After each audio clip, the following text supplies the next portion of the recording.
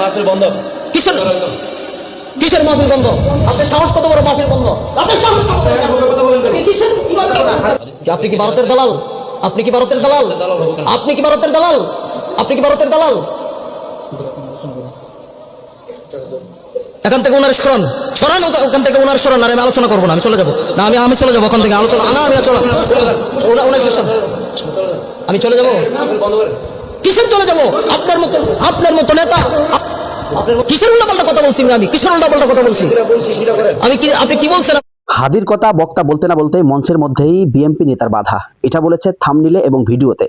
যাই হোক, আসলে কি এটা অরিজিনাল মাহফিল নাকি সাজানো কোনো মাহফিল, নাকি এটা কোনো বিএনপি নেতা নাকি অন্য কেউ বিএনপি নেতা বলে চালিয়েছে, কোনটা সত্য কোনটা মিথ্যা, এটা সম্পূর্ণ ভিডিওটি না দেখলে আপনি বুঝতেই পারবেন না। সম্পূর্ণ ভিডিওটি আগে দেখুন, তারপরে বলছি। অর্থাৎ এখানে একটু সন্দেহের বিষয় থাকে কিন্তু, অর্থাৎ মাস্ক, কালো গ্লাস পরা এবং তাকে চিনাই যাচ্ছে না, কিন্তু বিএনপি নেতা কিভাবে হয়? আচ্ছা যাই হোক, তো সম্পূর্ণ ভিডিওটি আগে দেখুন, তারপর বিস্তারিত কথা বলবো।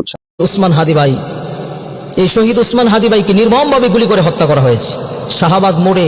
এখনো পর্যন্ত শাহবাগ মোড়ে তারা আন্দোলন করতেছে বিচারের জন্য, অথচ প্রশাসনের কোনো আওয়াজ নেই, সরকারের কোনো আওয়াজ নেই, সরকারের কোনো আওয়াজ নেই, প্রশাসনের কোনো আওয়াজ নেই।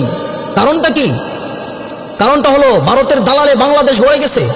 এই বাংলাদেশটা ভারতের দালালে ভরে গেছে, ভারতের দালাল বাংলাদেশটাকে গিলে খেয়ে ফেলছে। তারা চাচ্ছে যে বাংলাদেশটাকে নিয়ে নিবে, কিন্তু আমরাও বলে দিতে চাই বাংলাদেশটাকে নেওয়া এত সহজ নাই। ভারতের নরেন্দ্র মোদী যতই চেষ্টা করুক না কেন, বাংলাদেশের দিকে চোখ তুলে যদি তাকাই তাহলে আমরা কাঁটা চামিচ দিয়ে চোখ উগড়ে ফেলবো, ঠিক কিনা বলো? আমাদের এই বাংলাদেশকে কোনো সময় বাংলাদেশকে ভারতের আওতানা দিয়ে নিতে পারবে না, না না, ঠিক কিনা বলো? নিতে পারবে না।